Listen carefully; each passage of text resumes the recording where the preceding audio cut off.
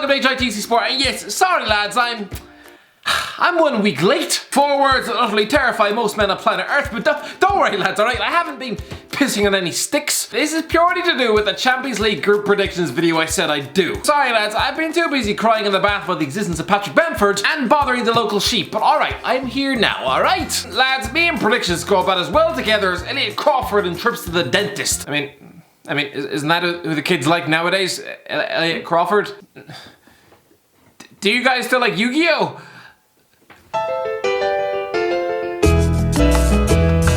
But honestly lads, my predictions record is so bad that I probably wouldn't be able to predict my next bowel movement. Well, considering my daily diet consists of gravel and shredded newspaper, it probably won't be until next July. But here I am again, lads, with the Champions League group predictions. Let's just get on with this. Group A, Bayern Munich. Okay, well this is blatantly obvious. Predicting Bayern Munich, the champions of Europe, to finish top of Group A is like predicting Jonah Hill to eat a cheeseburger for breakfast. It's like predicting Blue Van Man to wake up tomorrow morning with a bald head and a waning libido. It doesn't take a genius. But I'm gonna go one further. Not only will Bayern chew Group A to pieces, they're gonna do it by winning every single game and conceding less than 5 goals. You'll see. Atletico Madrid. Yes lads, I know, alright. In game week 1, Atletico Madrid are absolutely flattened like the springs in Razor Ruddock's couch. And they do have a strike force that probably wouldn't look at a place in a nursing home. But come on, Diego Simeone's men should still have enough to climb their way out of the group. Because I'm sorry, if the team can't finish above RB Salzburg or Lokomotiv Moscow, the players should arguably be stripped naked and forced to walk 3 miles across broken glass. RB Salzburg. Lads, we live in a world where Red Bull have dragged 2 separate clubs into the Champions League. They've completed it, mate. That company is now a big daddy Don in the world of elite football. When I was growing up, all Red Bull gave me was a chronic dose of the shits.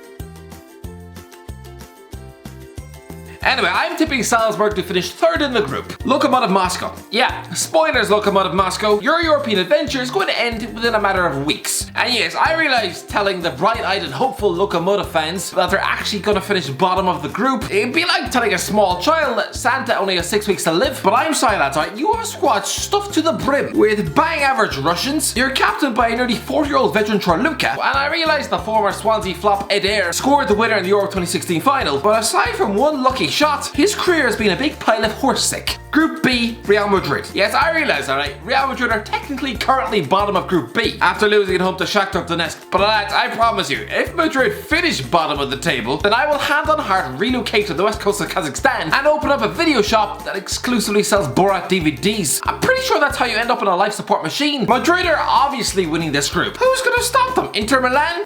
The team with Ashley Young at right back? Inter Milan. Inter Milan are bizarre. They have a world-class coach, but a squad sprinkled with aging Premier League rejects. Sure, they look good going forward with Romelu Lukaku and Lautaro Martinez, but I'm sorry, what is Arturo Vidal ever gonna do in midfield? This isn't 2014. Honestly, he plays like he spent the last 3 years stuffed in a f***ing oven, while the likes of Matteo Darmian is about as defensively sound as a book of carpet samples. But still, Lukaku is an utter goal-scoring monster, and Conte is tactically superb, but the club haven't reached the Champions League knockout stages since 2012. 8 years! The length of an Alan Pardew contract. It was only 2 years before that they were champions of Europe. Lads, the last time Inter Milan were in the last 16 of the Champions League, Facebook was trying to hunt down Joseph Kony. Lads, they'll do it this year, they have to. Because if they don't, then frustrated, impatient Inter Milan fans will probably try to burn down Conte's house. Shakhtar Donetsk. Yeah, I realise Shakhtar won at the Bernabeu, but sorry lads, that was a complete and utter fluke. A bit like when Anthony Ruiz knocked out Anthony Joshua. Come on, he is the physique of the fat one out of the Rugrats. Shakhtar have a squad primarily dominated by 2 nationalities. As always, Ukraine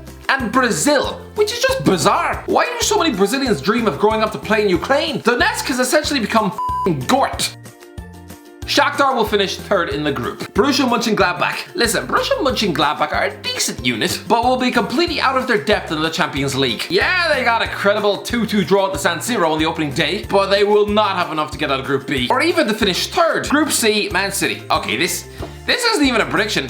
It's an ironclad fact. Man City have topped the last 3 Champions League groups, and this will be no different. Their competition is Porto, Marseille and Olympiacos. It's a group filled with Chancellor Mbemba, Jordan Amavi and Jose Holebas. Premier League relegation rubbish, which this Man City team will vaporise. Does any City fan really expect anything other than winning Group C? Porto. Okay, this is tough. Apart from Man City, Group C is about as tight as a nun's lady flower. You could pick any of the 3 teams to finish 2nd, but I'm gonna go with Porto. It's a squad filled with talent, they look dangerous going forward, Yeah, let's say them. Marseille. Okay, Marseille fans, do not even start. I'm sorry, but you don't get to feel offended that I put you third. If we're talking about football heritage, then you haven't qualified for Champions League groups since 2011. Back when you had Cesar Azpilicueta in defence and the Ayew brothers stuffed up front, that was a long time ago. It's a bit like Cher Lloyd currently moaning about why she's not top of the charts. A lot can change in 9 goddamn years. You've been a Europa League team for years. You couldn't even get out of the Champions League when you had Didier Drogba up front. So expect you to qualify now with the likes of Steve Mandanda, a fat Dimitri Payet and Kevin Strootman. Lads, even Man United don't want him anymore. Olympiacos. Yeah, Olympiacos are back as top dogs in Greece. But no, I'm sorry, Pedro Martins is not getting the likes of Ruben Vinagre, Yannick Mavia and a 36-year-old Matthew Valbuena out of this group. No chance. But I don't want to insult the Greek fans, so to make up for it, here's an exclusive secret that I will share only with you. Kanokarifa Agabijati Gatamu. Group D, Liverpool. Lads, this is easy. Liverpool are not only going to qualify as group winners, but Jurgen Klopp's men are going to win every single match, and I'm sorry, but the day this Liverpool team drops points against FC Midtjylland is the day I fly to Denmark and beg for forgiveness. Atalanta. I remember the days when Atalanta existed purely to survive relegation from Serie A. Lads, they've been relegated from that league 12 goddamn times. So seeing them competing in Champions League football every year, for an Italian, it would be like watching Sunderland in the Champions League. But they are a good team. They finished third in Serie A 2 years running. So yeah, I'm going to tip them for a second. Ajax. It must be quite sad to be an Ajax fan. Remember that Champions League run 2 years ago? That squad, it doesn't exist anymore. Typically, the European vultures have ransacked that club, leaving Erik ten Hag to desperately try and cover his holy squad and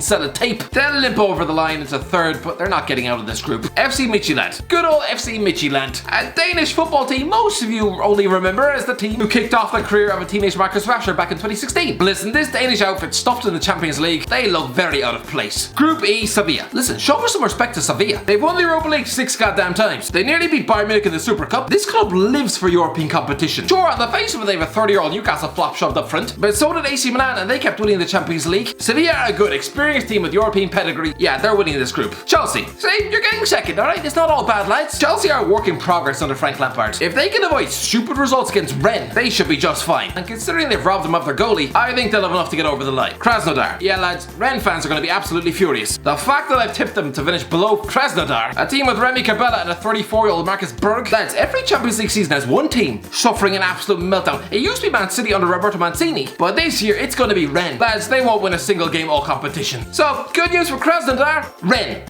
Yeah, sorry Rennes. Group F, Borussia Dortmund. This is arguably the closest group on the list, but sorry lads. Borussia Dortmund surely have too much firepower not to get out of this group. They're going to absolutely roast Group F alive. Lazio. Isn't it nice to see a big club like Lazio back amongst Europe's elite after spending most of the last 20 years rotting in mid-table? Ciro Immobile is their modern day Hernan Crespo, a 30-year-old goal machine. So how did Newcastle and Steve Bruce think they had a chance of signing him in the summer? He probably laughed that contract offer under the table. Anyway, yes, Simone Inzaghi will hold them into second, which will be the first time they've reached the last 16 in the Champions League since the year 2000. Which I'm sorry lads, that's just utterly criminal. Zenit St. Petersburg. Yeah, this just leaves Zenit St. Petersburg to wallow in lowly third. Sorry lads, but if you're losing at home to Club Brugge, you can really have no complaints about this. Club Brugge. Yeah, Club Brugge finish up the group, stuck to the foot of the league. Group G, Juventus.